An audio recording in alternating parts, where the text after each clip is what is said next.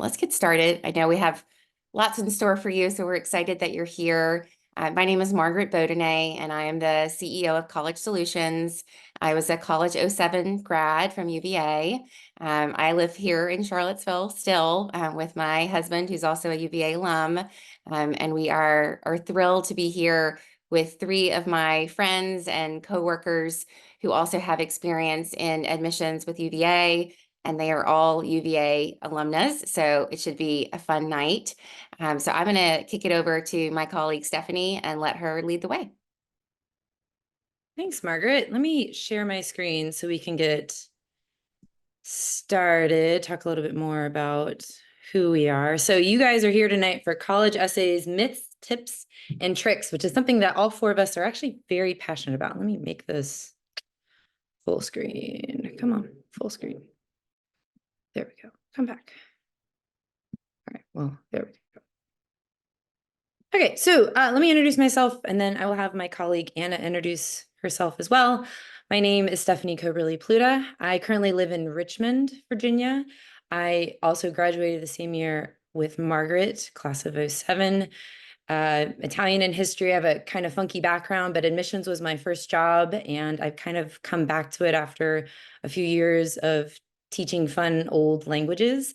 I've currently moved into a role in College Solutions where I manage our writing coaches. And so one part of what we offer to our clients is coaching on their college essays. So right now we eat, live, breathe, all about college essays, and we've been doing this. This is kind of a year-round thing, thinking of how to help support our students in that. So again, something I'm very passionate about. Anna, why don't you go ahead and introduce yourself? Thanks, Stephanie. Like my coworkers here, I am also an '07 grad from the college and a 2011 grad from the School of Education with a master's in higher ed. I've been working in colleges and universities for over a decade in different areas, student affairs, fundraising. Most recently, I was a seasonal admissions reader for UVA for 3 years, reading in-state and out-of-state applications. And then I made the transition over to College Solutions, working as both a writing coach and as a counselor directly with students. So I love the work that I do. I love helping students figure out a little bit more about who they are, how to showcase their voice in the essay writing process. And I'm happy to be here. So a little bit about College Solutions. Oh, thank you, Anna. Sorry about that. A little bit about College Solutions. We have a core group of counselors. We're a very small group, but we have background all across the United States. We actually live all across the United States. My good colleagues are up in Rhode Island and Chicago, out in Pasadena, California, and we have worked with students all across the world. In fact, Margaret and I just finished working with a family coming out of Lebanon. I think what our greatest hallmark and some of the things that we do is we're very adaptable. We work with students no matter what they're looking for, in helping them understand what actually is at the heart of this admissions process, which is a lot of getting to know who you are before you can figure out what kind of schools you're looking for. We visit colleges, we go on those tours with you. If you've been doing those, I feel you. I'm the obnoxious one in the back of the room asking some of those crazy questions. But we are focused on narrative, on getting to know you as the student, specifically because that's the person who's applying to college. So we've worked with a lot of students here in Richmond, here in Charlottesville. I think that's probably our secret expertise, is perhaps working with anybody coming from the Commonwealth of Virginia. And if you have any questions about that, we can answer a little bit more about who we are and what we do later on. But I want to introduce my good friend, and secretly, Sarah and I have known each other for a very long time because she was a tour guide when I was working in the admissions office. Sarah, why don't you introduce yourself and a little bit more about College Compass? Absolutely. So glad to be here and see so many familiar names in the attendee list. So thanks for having us for tonight's session. Yes, my name is Sarah Waller. I graduated from the University College of Arts and Sciences class of 2010, and I currently reside just outside of Charlottesville. So it's always fun to be back as an adult and just explore the town and the community in just this new capacity. And I have a young family as well, so we just really enjoy being in this area.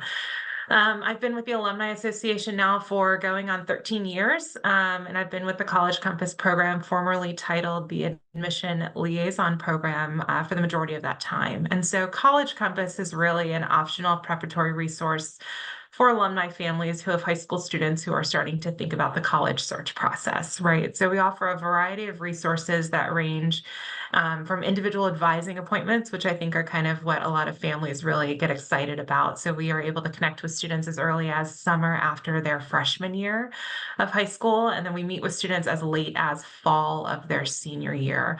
I think where we can really provide the most differential value is kind of on the earlier end of that time frame. We're working with students to really cultivate their interests and kind of encouraging them to maximize the curricula offering available to them wherever they attend high school.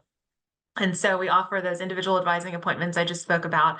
We also have a breadth of one-to-many resources, from a resources website that does a deep dive into all things UVA, from how to pick a major to different support services offered on grounds for students, to what's it like as a first-year student in the engineering school, to how do I decide between computer science and engineering versus computer science and arts and sciences. And then we also do a lot of virtual programs. We have an in-person program every year. We host in August called Alumni Family Days. So if anyone is interested in making their way back to grounds in Charlottesville and joining for that, that's happening August 8th and 9th in person in just a few weeks. And that's really fun. But ultimately, just really connecting with families and hopefully providing a lot of transparency and insight on what is college admission and how to navigate what is oftentimes a very daunting and overwhelming process. And that's what we're here to do. So College Compass with the Alumni Association. And again, happy to answer questions throughout this as well as at the end of the session. So Stephanie, back to you. Thanks, Sarah. Sarah is going to be manning our Q&A. Thank you to some of you who have submitted questions ahead of time. We are going to be addressing some of those at the end of our program. So we're going to get through our little presentation. We might answer some of your questions in the process of it, but as things pop to mind, feel free to stick it in the Q&A. Sarah might answer a few written down, and she might say, oh, hold on to that one. We're going to answer that live in a little bit. Our runtime, I think we will be here generally, for an hour. So we are happy to answer questions. Generally, we get a lot of them, and and I know I speak on behalf of my other panelists, I'm really happy to be here to just help dispel myths. And I think that that's a real driving philosophy for all four of us, that we enjoy this because it's an education role, and we get to talk to you about what's really an opaque process at times that we have learned a lot of the inside ways about, that hopefully it applies a lot better to you and that you can understand and therefore leverage what you have going for you to make it a better process. Okay, but let's get down to business. My kids have been singing Mulan all week, so that is the song that is in my head. I love starting with the who, what, when, where, why. I'm going to introduce a few slides. My panelists are going to chime in where they are. But let's just talk about what is the college essay, because this gets thrown around on Reddit and on College Confidential a lot. And there are a lot of different things. So I think most of the time when we're talking about like what you need to put in your college essay, it's one part of a holistic admissions process. And by holistic, if you've been to UVA, if you've sat in on the information sessions, or if you've gone to other schools, holistic means they consider all parts of your application before they render a decision. That doesn't mean all parts are equal. If you ask any counselor, anybody working for a university, they're going to tell you very much the classes you take, the grades you get in them, that's the most important part of your application. But they will consider all of the other parts of it, your letters of recommendation, test scores, should you need to submit them. Your activities list can play a big role. And then your essay, it's usually the last thing that is read. There's usually one required, that is the Common App personal statement.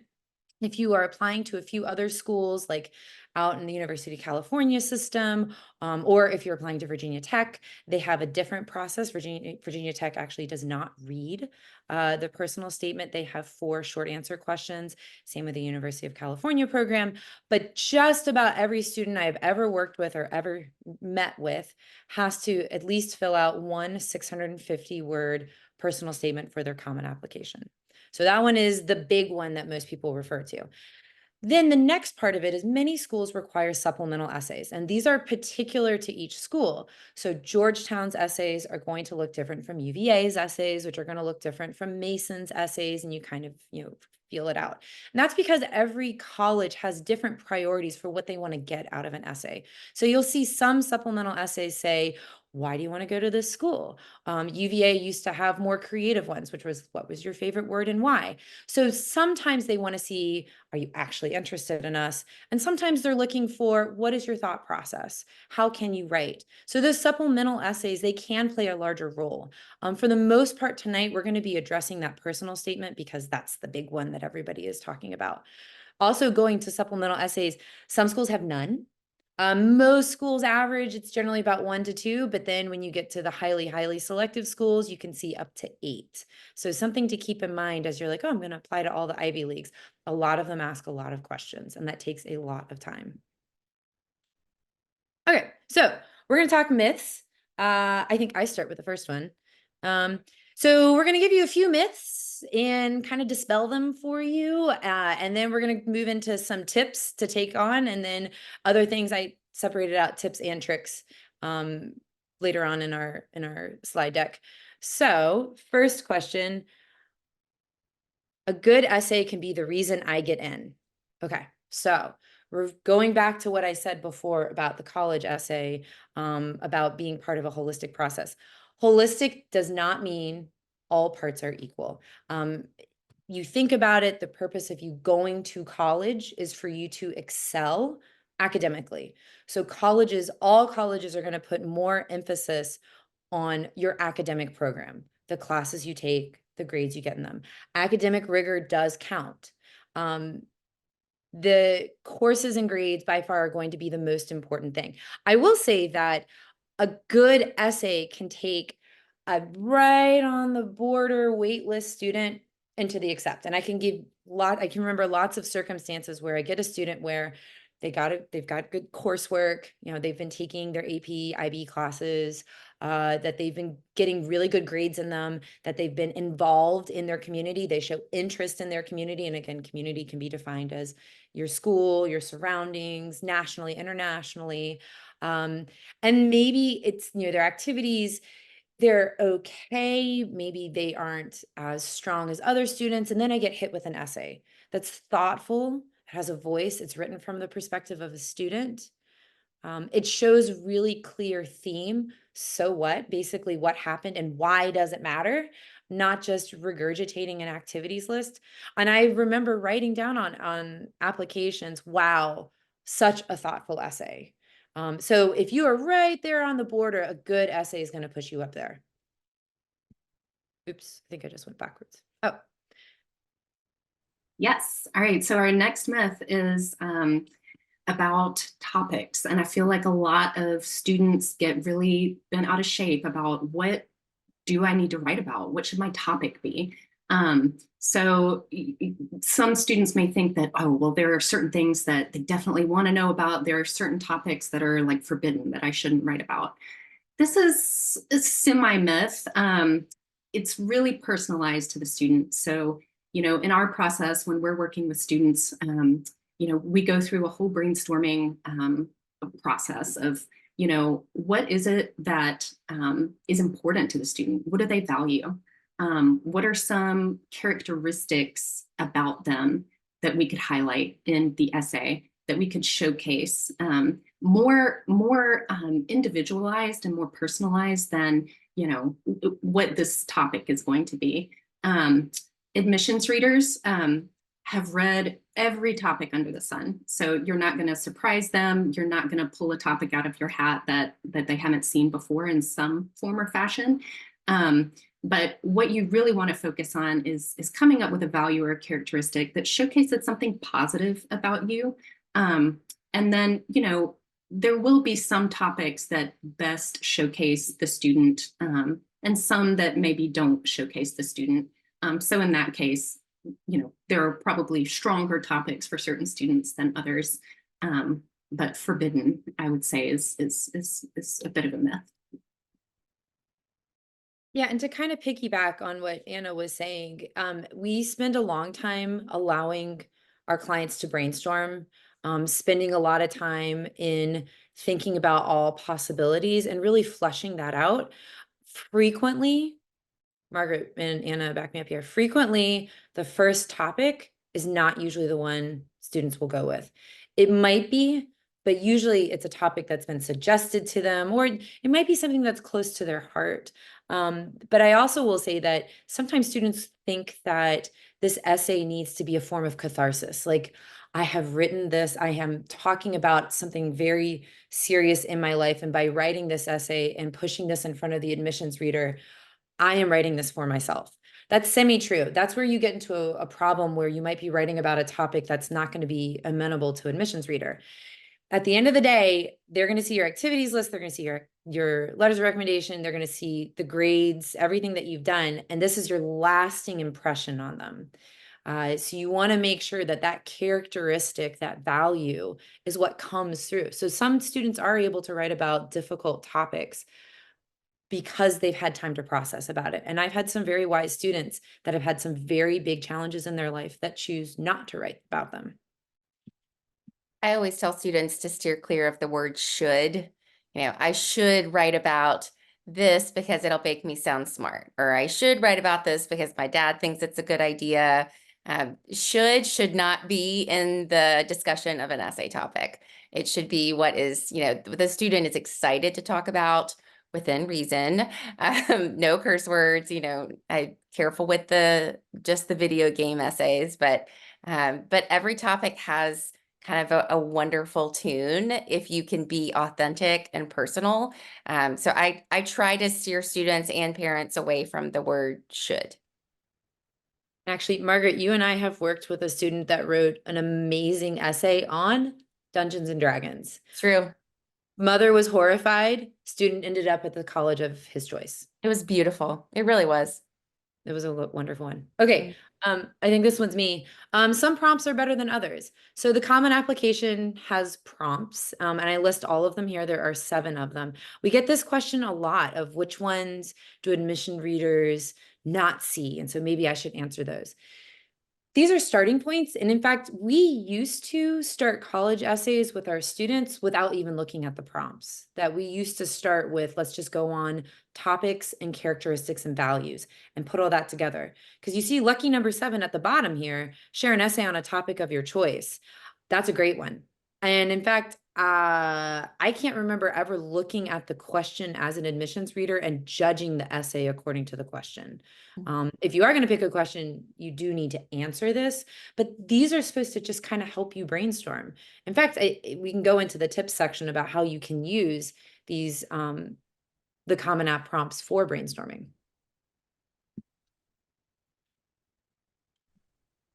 Margaret, you just covered this really well.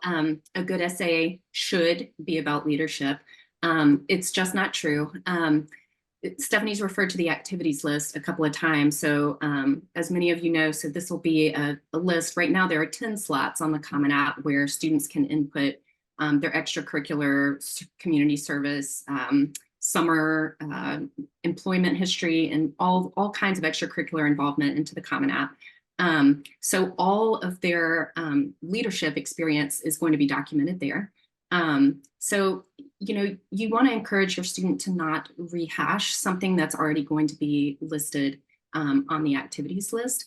Although there are certainly plenty of students who take, an example or an experience or a specific moment from something that they've done outside of class and kind of build on that as part of their essay. I have a student that I'm working with right now who has just found that, by joining a certain community group, that she finally found a sense of belonging that she didn't really have in her high school. And so it motivated her to seek a leadership role in that organization.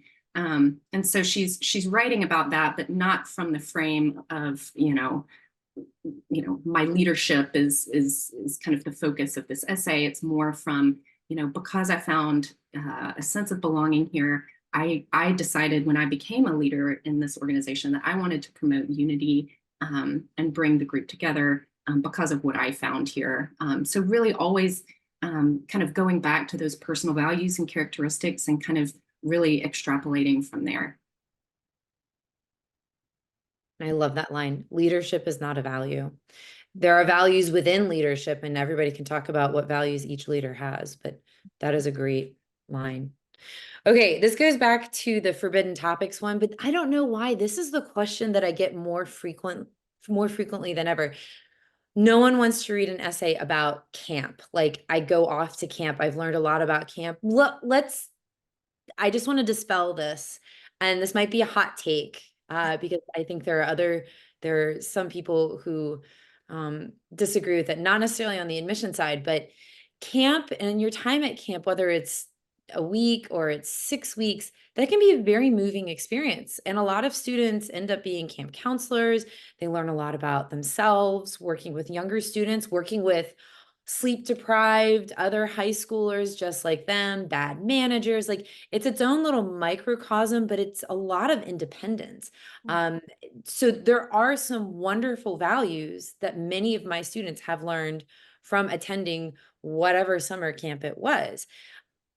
And notice that I'm not necessarily talking about the camp, but rather the values that they gather from it. So the topic itself does not make you unique. And I hate it that I can say that I have read essays about just about having any type of cancer, parents dying about anything, like all the tragedies, losing parents, losing siblings, losing a leg. I mean, it's all of the tragic things I've seen. I would say it's rare, maybe one essay for a whole season do I ever see a topic that no one has ever touched upon before. So if you get that out of your brain, you're not trying to be unique by the topic you write about. Your take, how you view the world, that is truly unique. That is different than anybody else. So it requires a bit of introspection. So it might require a little bit of stillness in order to understand what that is. And it might take a few tries to really figure it out. And sometimes telling yourself over and over again, so what? I am made fun of on the staff because that's my ongoing reason for why we do things. It's stuff's so what. But truly keep asking yourself that as you write a college essay. So what? To what end? How does that influence me now? How did it influence me then? How has that changed my mind about this particular topic? So here's another myth. The personal statement is the most important essay.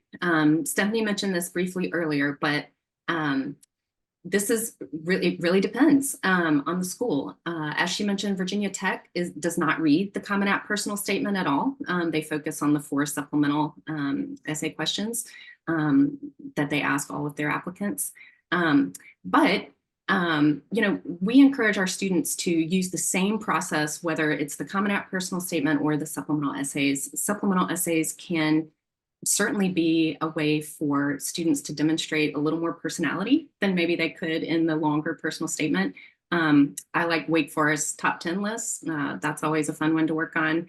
And it's also a great way for students to demonstrate tangible interest in certain colleges. So they're able to say, why us? The college says, why do you want to come here? Why is this the place for you to spend 4 years?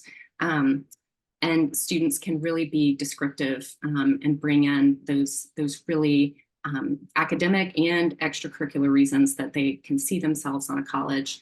And that's a great place to do it.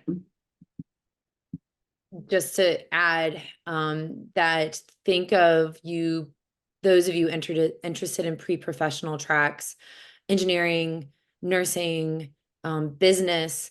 Usually when you're reading an essay, when an admissions reader is reading an essay, those essays that are particularly focused on describe a feat of engineering that has fascinated you and why, or tell us about a time where you've had to use skills that would pertain to being a nurse, or give us a case study on something that's related to business. Frequently, those essays will carry more weight than the personal statement, or they might be hand in hand.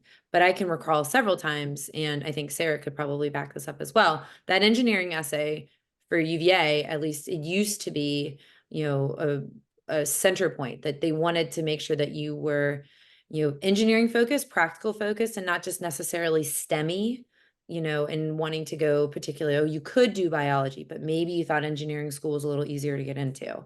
I know other schools use those pre-professional tracks and those essays to weed out the students that think, oh, it might be easier for me to get in through the business school or through this school or that school. Yeah, and Stephanie, you touched on a great topic here with demonstrated interest. And I think it's so important that students, one, kind of understand what that is. First, for example, UVA, the University of Virginia, does not track demonstrated interest in their review process. However, many other colleges do. So I think as students, you're making your list of schools to consider. A perfectly wonderful question to ask any college institution is, do you track interest? And if the answer is yes, it's then a follow-up question is, well, what do you define as interest? Many schools consider interest to be physically visiting that university. So making it, a priority to get down there and do a visit. Some schools define interest as signing up for their email newsletters, right? So great, go sign up for all the email listservs within that university that you can. So as you think about interest, absolutely, sometimes the strength of an essay talking about why that school is the best fit for you is the perfect way to do that. But again, interest may look a little bit different at each of the schools a family and student is considering. That was awesome, Sarah. This one's me. You should, got into the shoulds, Margaret. You introduced this so well. You should write about a challenge if you've had one. Okay, so some students have had to undergo some terrible things. They've lost parents. They've lost abilities to complete things. And going back to the idea of topic, it's not the action itself that that will necessarily make you stand out in this essay. And actually, if you think about it, what is the point of the admissions reader? What are they looking for in these essays? They want to see you're resilient. They want to see you're going to make a good roommate. They want to see that you're academically focused, that you're willing to contribute to the university. And schools will keep coming up with like other lists of like, we're looking for students that want to engage in dialogue. We're looking for students that want to step outside of their comfort zone. What we're looking for, often that's the lens that they're looking at an essay. So when they get a challenge, okay, I was diagnosed with a really serious form of cancer and I've beat it out. Writing about necessarily the struggle form of it, of like, this is how hard I've struggled. And an admissions reader is going to say, that's really terrible. So how is that going to translate into you coming here on campus? Being unique just because something, tragic has happened to you doesn't necessarily translate to you being a good roommate or being ready to learn from other people. Being open-minded. So you want to think about what is the message that you are leaving this reader. So some students who do have a challenge that they want to talk about and they've thoroughly processed it, think about the catharsis side of it. I think sometimes it's fun to write these things for college essays because you don't get a chance to do it any other time. So we often will say, go ahead and write it, but maybe we also want to write another essay and see which one is better. It has a better message to convey about you. I mean, we're all biased because we love our clients, but our writing coaches are really great at saying, I learned this from you. And so sometimes it's really great to have someone else who doesn't know you as well saying, I have learned that you've gone through a struggle. And if there's no lesson learned from it or how you've applied that, I mean, and frequently, if you want to think about the makeup of an essay, often I recommend that the story itself is only going to take up about half the essay. So 300 words, that's not a lot. That's like 2 paragraphs. A whole other half of an essay is, why does it matter? Where have you taken this? What have you learned about yourself from it? 650 words, when you get started about a very serious or a tough essay, that is extremely short. Some people have written whole memoirs. Ulysses S. Grant had 2 whole books about his life. So don't sell yourself short to think that you can write about your challenge in just 650 words. Something to keep in mind. All right, this myth, admissions readers are looking for perfect grammar. Admissions readers are barely going to spend 2 minutes reading your essay. So what they're really looking for is what we've already been talking about, the theme, what you're trying to convey. They're also trying to see if you can express yourself clearly and concisely. If you use a semicolon instead of a colon, or if there's a stray small typo, it's not going to be the end of your chances. Now, make sure that you proofread your essays, and we encourage our students to actually read their essays out loud, and to have somebody else read them before submitting. But don't stress about every single little grammatical detail, because readers are not spending that amount of time on that portion of the essay. I will say just a fun note. If you can, avoid using the name of a college in your essay. You don't want to accidentally leave a different university name in an essay that you're writing. So keep it broad. You know, if you want to get into a supplemental essay that is only going to that university, of course, using that school's name makes sense. But for the Common App, definitely try to avoid using specific schools or talking about a broad liberal arts school when you're actually applying to a very tiny private school, right? That's a great tip, Sarah. So transitioning on from myths into tips. Some of these we've covered pretty well. Think about your top characteristics and values before the topic, and use that as the launch pad for coming up with a topic that really showcases those. Also, a great way to kind of test out a potential topic to see if it has legs, is to free write on it. My students who have an easy time coming up with details about something, free writing about it, that tends to be something that resonates with them, and that is going to translate into a strong personal statement. If it doesn't work, if you kind of get stuck, if nothing's coming out, maybe pivot and try something different. But free writing on a topic is a great way to see if you can extend that into a full personal statement or essay. Okay, somewhat similar. I don't know, in my brain, this feels something different. What are some tricks? What are some ways to kind of like game the system and get a little bit ahead of it and work on that? And it's always very subtle and on the margins for how to quote unquote game this admission system. But I would say we are always giving these suggestions to reduce stress. To reduce stress means you're able to do the things you love more frequently. So we start essays earlier so that you have a normal senior year. Now, not talking ridiculously early. Some students will write a college essay in their junior year English class. And I still feel like a lot of ideas still need to be flushed out over the summer. And some students have really great junior year summers and decide, hold up, I need to actually think a little bit more about how this has played into my life.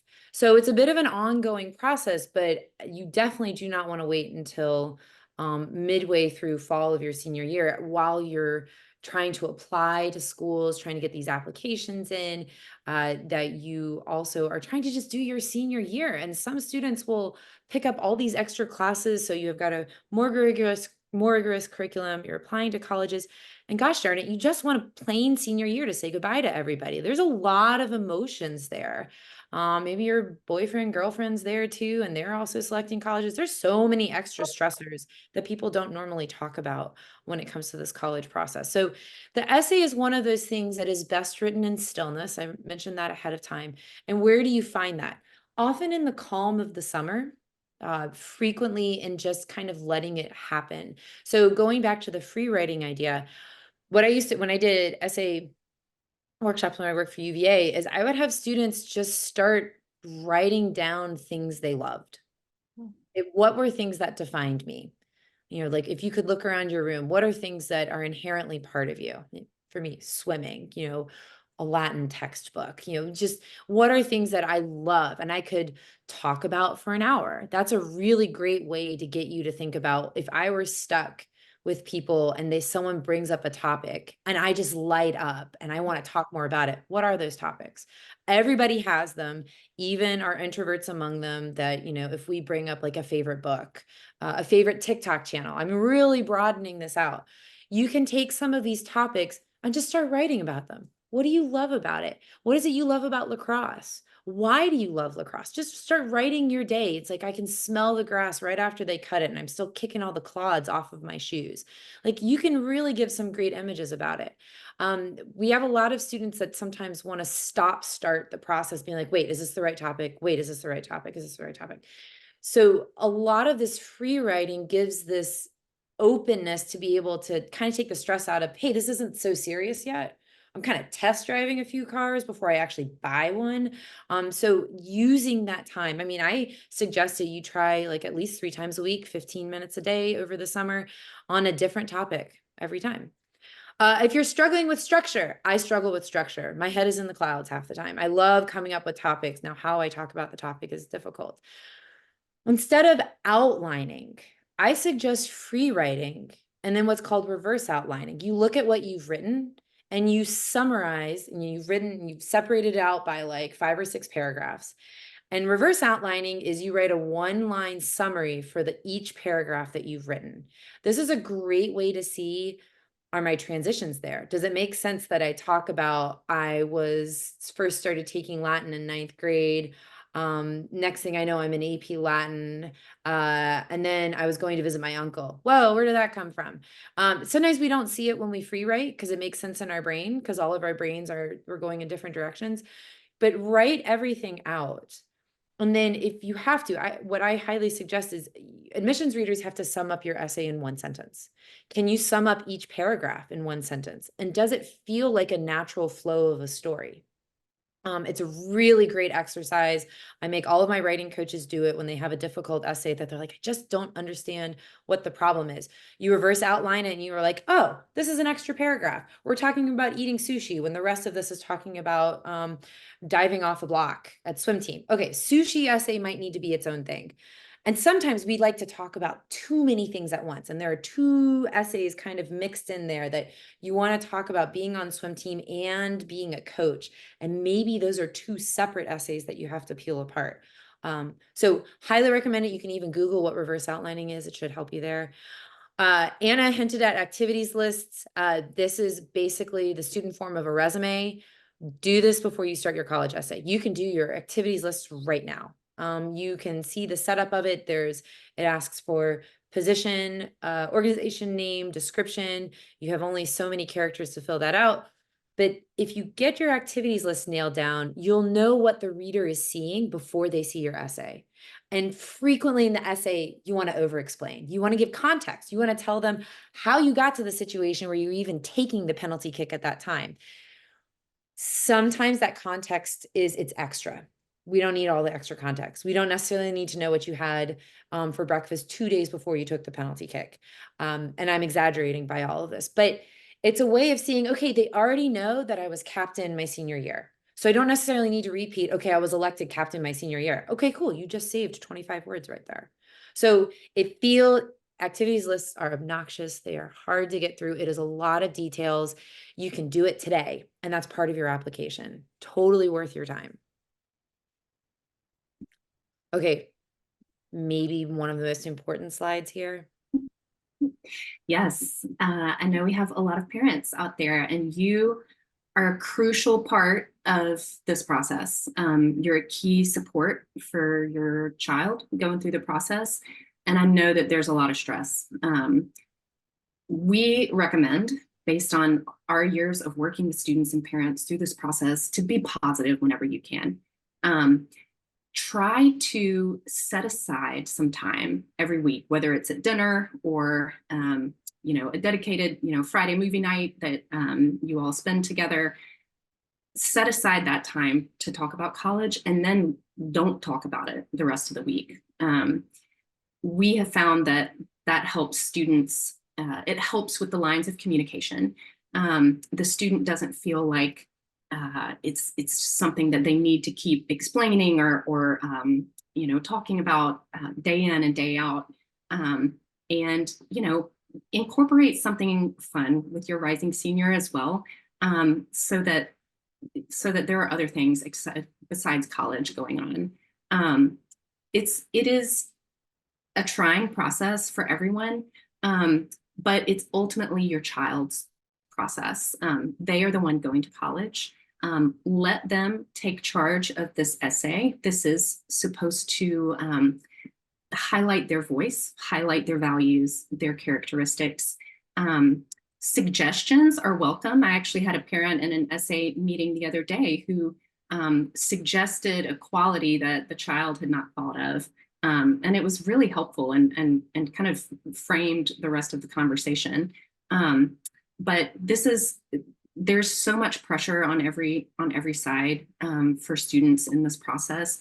And keep an eye on them and how they're doing mental health wise. If it feels like it's getting to be too much, be a soft place for them to land. That will really help them to make it to the other side, and hopefully preserve your relationship and even strengthen it. I tell parents all the time, be careful with the pronoun we. We are applying to UVA. We are applying to Penn State. We're done with our Common App essays. Oh, no, no, no, no, no, no, we's. We is not in your vocabulary right now. Totally your child's process, and be open to your child's ideas. I think one thing that we see a lot is like Dungeons and Dragons essay of like parents are appalled that their child wants to write about something, and typically those of us who work in admissions are like, wait, that sounds cool. Like, say more, because it's original and they're passionate about it. So hang in there, let your child tell you why it's important to them before you shut it down. And no we's. We are not applying to college.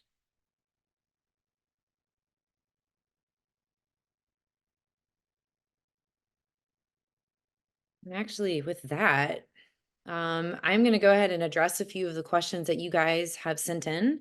And I think there's some really great ones here. So I'm going to hit hard first. Should you disclose mental health issues and how you've overcome them in essays? Anything from anxiety to depression? Oof. So remember when I said this was a semi-myth of that there are some topics to avoid? When you get into mental health, frequently the process for how those essays have been absorbed and thought about, it's a bit opaque. There's a lot of news out there that some schools, are lacking mental health. Their mental health facilities are overrun. And so when a student presents, I've gone through some of these serious things, and the resolution doesn't seem to be tied up in a neat bow. And let's be honest, when is mental health ever really tied up in a neat bow? It's an ongoing issue. But I've seen more and more students with kind of a question mark next to their application or an interesting wait list here or there. And the only thing I can think of is sometimes maybe bringing up serious topics of mental health. I go back to, so whether or not that's occurring is one that colleges are starting to address. But more importantly, I go back to what is the lasting thing that you want to give to your reader. And again, you can't let this conflate of like, I'm writing this for me, catharsis, and I'm also writing this for my admissions reader. And I think instead of thinking, well, it's not fair, I should be able to write about whatever I want, I agree. But I also want the admissions reader to know how wonderful you are and how many other things you have. And frequently when I work with students who have lots of neurodivergence, I love it all. Like I've got 3 kids that got a lot of neurodivergent things, and that's amazingly and awesome. I want the reader to see all the wonderful things that I see out of you as well. And frequently when you talk to people that are really going through these mental health issues, they don't want to define themselves by it, but writing an admissions essay is ultimately defining yourself by it. Even if you reject it in the essay and say like, I do not want to be defined by the fact that I'm on medication for this. I get that. The resolution for that is really complex, and it's a really hard process to navigate. And more that we encourage students to find topics they're really excited to talk about, because that excitement is what comes through on the essay.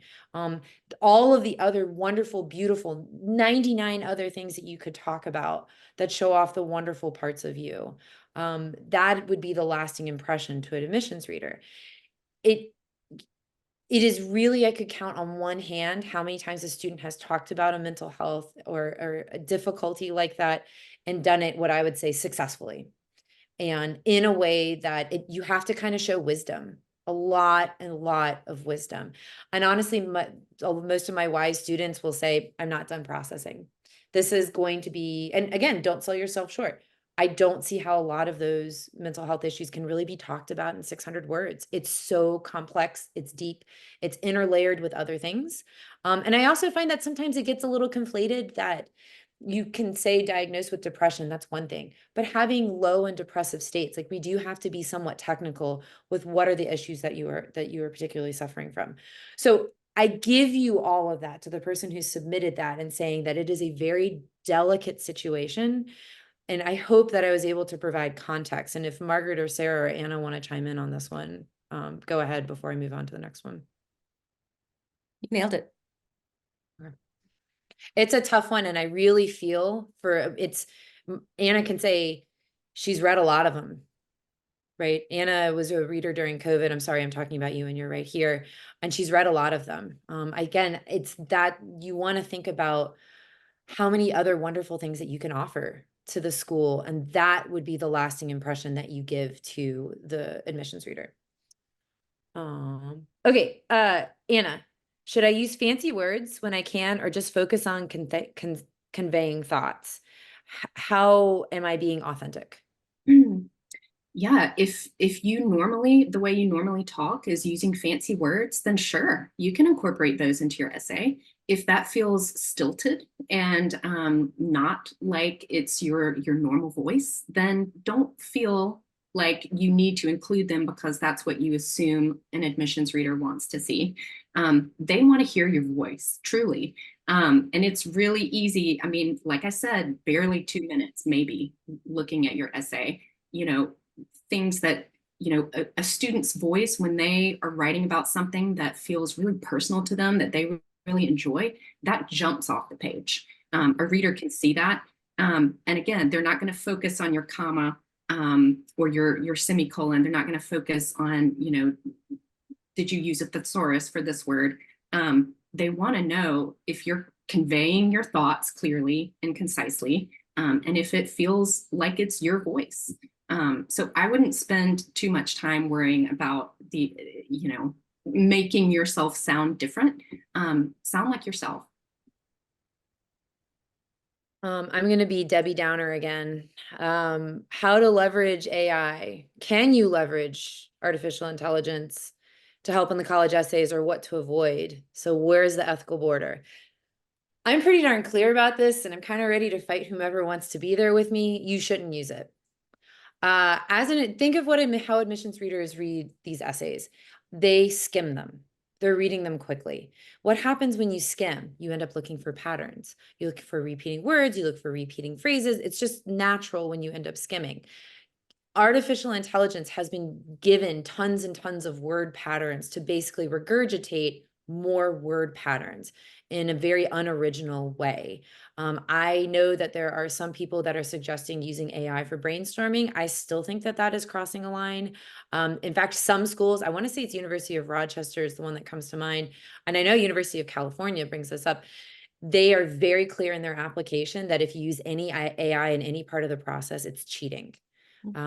So I kind of fall in line with them. I have had students who have been reprimanded at their school for use of AI, so I don't see how it's any different in applying to college. Anna or Margaret want to chime in on that one? 100%. Okay. Can we do a happy one? Let's do a happy one. What's the most memorable essay you've read and why? Sarah Waller, I'm picking on you first. Yeah, I've seen a lot. We don't specifically do essay advising within the College Compass program at the UVA Alumni Association, but I've had students just candidly get excited about their topics and they want to share. And I remember once speaking with a student who had had all of these different travel experiences, whether it was through an internship or a summer abroad or a mission trip. And so they wanted to kind of find a common theme as to how to talk about their travels and again, find values that tied back to who they were at their core. And they chose to do it all from a unique perspective. They wrote their whole essay from the perspective of being gum stuck on the bottom of a shoe. So it was kind of a fun and lighthearted essay, which was just, really fun for them to work through and again, enabled them to talk about their travels, but from this unique perspective. And I actually think that that kind of ties into another question that was asked. And it was, should these essays be written in a proper manner or something to kind of show personality, or should you be funny and humorous in an essay? And I just think it's really important for a student to stay true to who they are, right? So if you're funny and witty, amazing. Write a funny and witty essay, and that's going to be so easy for you. And that personality, again, will be reflected in that essay. And if you're not a funny and witty person, this is not, your college essay is not the place to kind of explore a new writing style, right? So again, think about being authentic to who you are. And I think that'll make not only the essay process enjoyable, but it also honestly reflect a really great version of yourself to any admission committee. Wow. That's amazing. Anna, tell me a memorable essay. Yeah, this was one that I read a lot of great ones for UVA, but one that stuck with me was just about a student's job at Target. He loved working at Target, and it was because he loved meeting different types of people every day. And you know, I just I've used his example with some of my college solutions clients because especially with students who get hung up on what should their topic be. So, maybe your summer job, you're a lifeguard, or you work at Harris Teeter or Target, or, you don't think that that might be fertile ground for an essay, but because he had this perspective of like, I get to go and do this and meet different people, and I learn different things through them every day. It was a fascinating essay to read, and I will always remember it. All right, Margaret. Oh, gosh. I think these are fun questions. I was just picking up dry cleaning, and I was telling the guy in front of me that we were teaching a seminar on this for UVA kind of friends. He was, oh, tell me about your favorite essay. So I actually just answered this question at the dry cleaners, but now that we're kind of talking about humor and authenticity, when UVA had the question, what is your favorite word? One of my favorite essays was a student who used the word ding, D-I-N-G, as his favorite word, and his last name was Spalding. And so he kind of spun it off of his last name, but then likened it to the ding of a timer after his mom makes chocolate chip cookies, or the ding at the hockey game after his team has just won a game. But it was a good tempo. It was funny. It was lighthearted. It was self-deprecating, which is refreshing in a college essay because so many students are trying to inflate themselves because they feel like they should. And he was just unapologetically himself and so lovable. I love that essay. We have read that one amongst all of us. I am very drawn to very normal topics, and because most of us lead whatever normal means, but we lead pretty kind of dial tone kind of lives that we don't have significant tragedies or crazy, we're just going to go away to Monaco for the weekend kind of lives. And so I loved this one. So I love the essay that's about, resonating softball with their Latin class. I'm on a bit of a track here. There's one particular essay, and it was written by a football player, and this football player already had an agreement to go to a college. And so this essay was so extra, and it was one of the first ones I helped out with as a writing coach. And it was a dialogue, more or less. He was talking with his mother, and it was about when he got diagnosed with diabetes. And I know what I said about challenge essays, but you only learned about that at the first couple of lines. The rest of the essay was how he had to learn how to communicate with his mother, who was the nurse, and how he had a better understanding of himself as a senior in high school. Think of all of you who have boys out there, if you are a senior in high school, about how you relate to your mother. And it was so endearing. And it was basically about like having to learn a new mode of communication, so that she didn't worry and so that his health was okay. And it was like, wow, you could write about any other challenge related to this, about giving up your favorite foods or anything like that. And it was more of my new challenge was how to connect in a crazy way. It was quite endearing. And again, the essay wasn't to apply to any like crazy school. This was what came to mind. All right, we'll do one more. Actually, Stephanie, can I piggyback off of that and ask a question to the team. This is a question in the comments. It's going back to the question on structure. What is the stance on writing an essay in a creative way, such as through a poem? And I know that I feel like so many students are conditioned. Maybe it's the AP English or you're a reader and this is just kind of how you've been taught to write, right? Essays are 5 paragraphs, the opening, the 3 supporting, and then the conclusion. And I think that that's a great format if that format works for the student, right? But there's no restrictions on how your essay should flow. So I think for the students who are creative writers, they can abandon that that kind of mindset of a structured essay and do something again that's more relatable to them and authentic to them. So that is totally fine as well. And I don't know if anybody has anything to add there, but it's a great question. Anna, Margaret. I mean, I love those essays as an English major myself.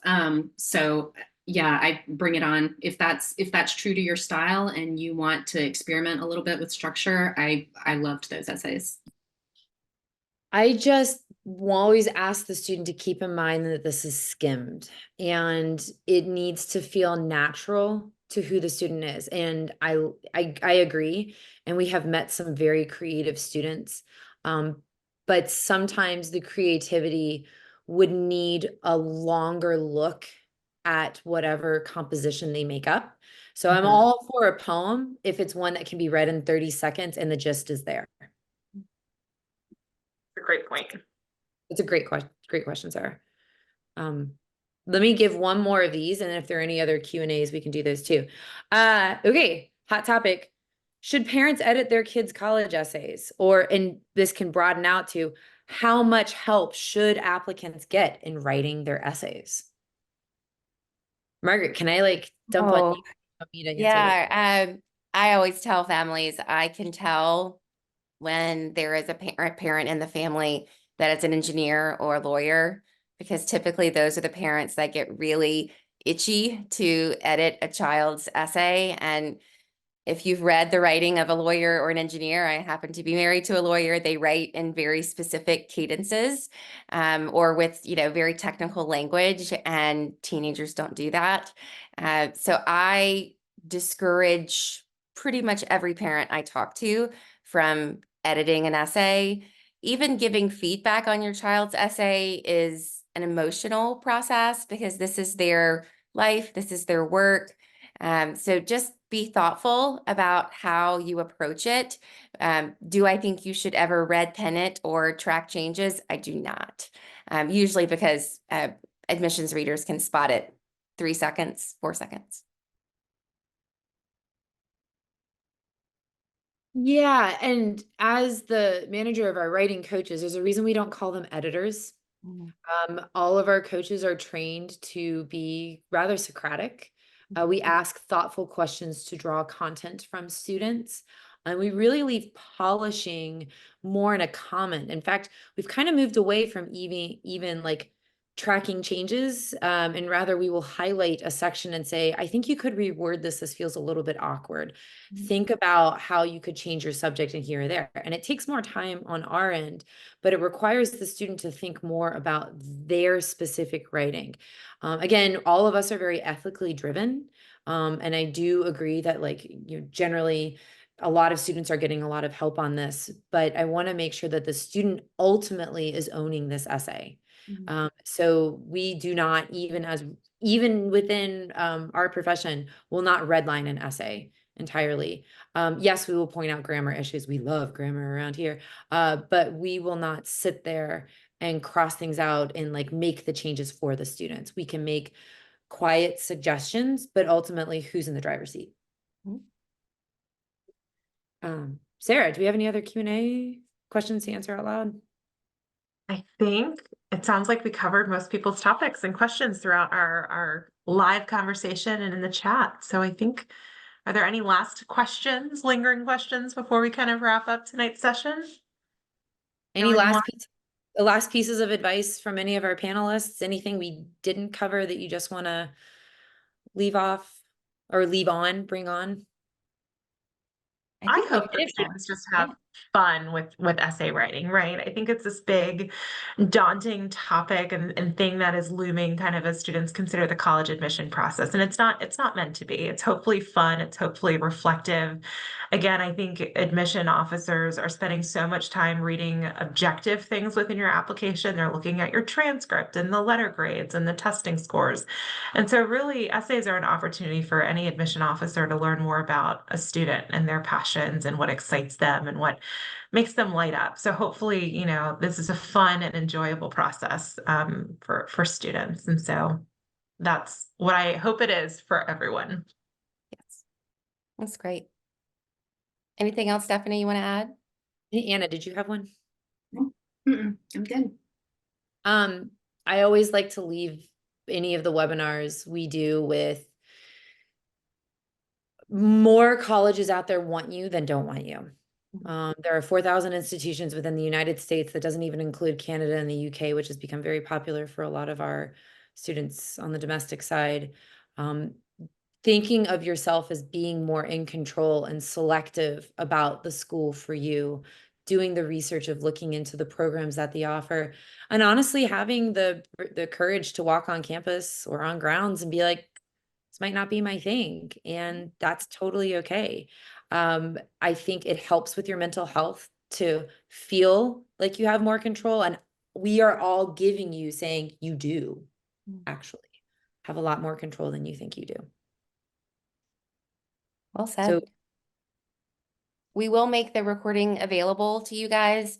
So if you missed the first half or just want to go back and watch something, we'll be glad to share it. Sarah is an amazing resource at the Alumni Association. If you are an alum and have questions, please reach out to her. She's just a wealth of knowledge, and the three of us gals at College Solutions are always willing to help and always have a soft place for UVA in our hearts. So thanks for coming and have a great weekend.